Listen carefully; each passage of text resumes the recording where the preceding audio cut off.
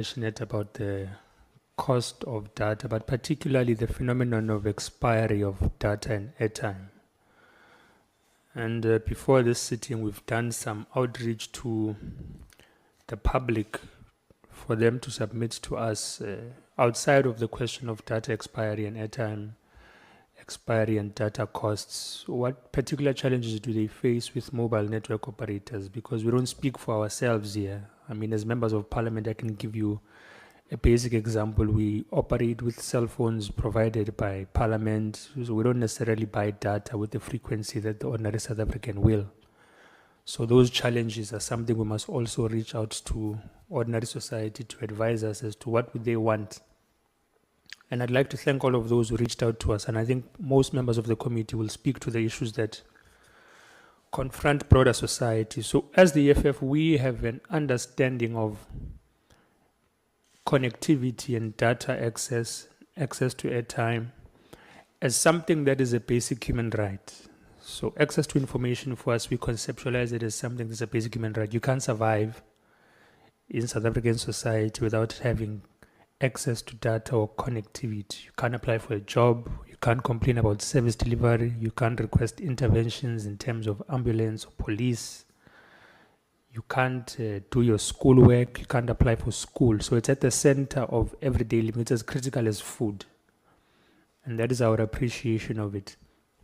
So when we raise the concern about data expiring, we're raising it not ignorant to the fact that there might be a financially logical explanation. But from the background that we come from, and you'll appreciate it as well, even though we might be on different aisles ideologically, we know that capital is an explanation for the undermining of human rights in various spheres of society. By capital, I mean private sector. I'll give you an example. A private hospital can justify denying a pregnant woman who's about to give labor assistance because she doesn't have a medical aid. They can justify not assisting someone who has been stabbed or shot because they don't have a medical aid to provide so that they can be given that service. A bank can repossess your house or your car. You might have been paying it for 10 years. You miss a month's installment, they'll take it back. Funeral cover, you can be paying it for 10, 15 years. You miss 1 month and you die. You've lost your coverage. So there is always a financial logic to justify violation of human rights or undermining of dignity. So I don't doubt that there's a logical financial explanation for the expiry mandates of data and airtime. But I think let's give you an opportunity to give us that logical explanation, which may be logical to you, but continues to undermine access to information for ordinary South Africans and their ability to live in this country. So I want us to appreciate it at that level, that your logic may be sound financially, but it undermines possibly human rights and human dignity as it comes to access to information. So let's get a clear-cut and concise explanation from all mobile network operators as to why do you practice the expiry mandate of data and airtime. What does it seek to achieve? And what impact do you think it has on ordinary South Africans? Why do you not practice? Because the chair said we must also avail solutions in this regard. Longer rollover periods that do not require the user to be the one who applies for the rollover of the data, but automatically they roll over if you say for 3 to 6 months, because it becomes extremely exploitative in the manner that it exists in now. That a person buys data that lasts them 24 hours, 7 hours, a week or a month, because they feel like this is a product that they have purchased. We made a very layman example about perishable goods when we started this debate, so I'm interested in that. The second issue I'd like to raise is the characterization I think we should now begin to have of mobile network operators as almost sellers of financial products. And I'll tell you why. Because some of you, and I'm also interested to hear perhaps across the board, you sell funeral cover, you sell life cover. And I'm interested as to how does that impact on your profit margins? How does that exist alongside your provision of services of mobile connectivity or internet connectivity? Because mobile network operators are almost adopting a parallel model of operating like banks or insurers in this evolving telecommunication space. So I'm curious as to all of you, Vodacom, Cell C, MTN, Rain, offer these financial products. How do they contribute to your profit margins? And what is your motivation to basically enter into that terrain as well? I mean, even the question, I'm interested on the profitability of products such as the collar tune phenomenon. Like, how do you do your scaling or modeling of financial profit there as well? Do artists get dividends from you utilizing that product? How much are those dividends? Do they feel represented in that space?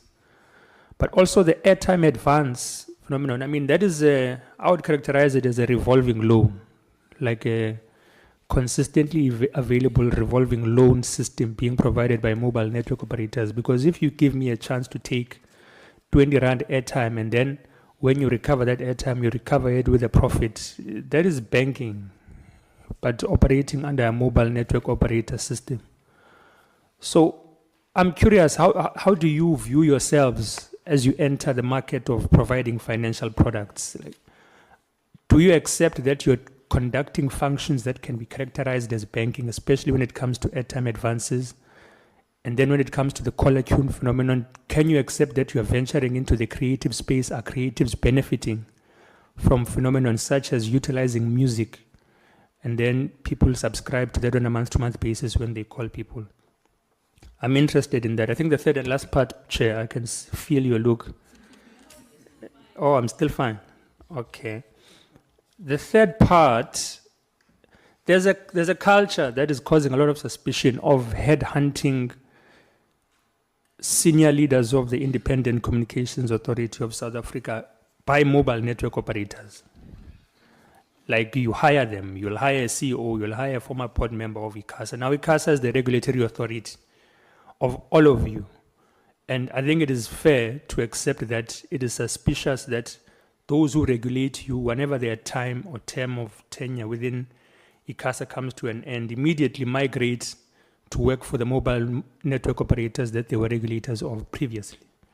And it casts doubt and suspicion, especially as it relates to issues such as data costs, which have been something of debate in South Africa for more than 10 years, when it comes to issues of expiry of data as well. I mean, there's been a sanctioning of commissions on commissions after commission by ICASA on why data expires, how can we introduce new rollover methods.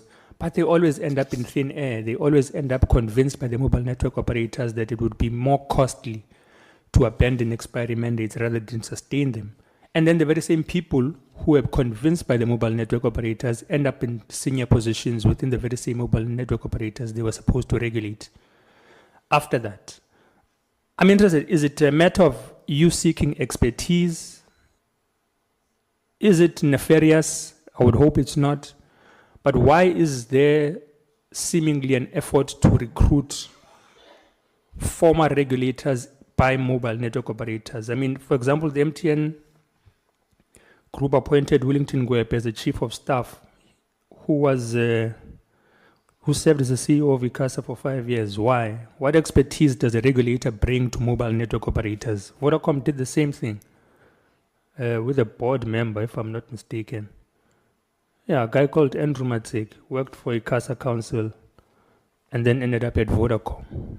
So I'm not saying you are engaged in time. And back at ICASA. Yeah, I'm not saying you're engaged in some form of insider trading or something, but it's a curious phenomenon that I'm interested in understanding. Is there some certain expertise a former regulator brings to a mobile network operator that is motivating you to pursue them? Or should we be concerned that there are incentives of employment post-regulating for regulators which will undermine the consumer rights of South Africans as well? I think I might, lastly, can't end without talking about Starlink. Telkom was very emphatic on its critique or concern around the policy directive of the minister around the regulatory framework in South Africa. and cautioned against exceptions being made for certain individuals or certain entities. And I think ACT as well, there's a concern about new entrants being prioritized, whereas there's existing people in the space. I'm interested on Vodacom and MTN, Rain and Cell C's perspective as well. What do you think foreign satellite network operators' impact is going to be on the local telecommunications space in terms of jobs, in terms of infrastructure development? I mean, surely there'll be an impact if we allow an entity such as Starlink to operate in South Africa on the local telecommunications sector. What would that impact be? Would it be favorable to local telecommunication providers? Or is it something that we should view with caution? But also on the national security aspect, which is a concern we hold, that Starlink is owned by someone who has made certain disinformation about our country. What is your view about such entrance into the market that you've been operating in, and where you claim to have been practicing quite high levels of patriotism through your social outreach and investments? What is Starlink's role going to be when it enters? And do any of you have any particular relationships with Starlink, SpaceX, or Elon Musk? Has there been any engagements around their entrance into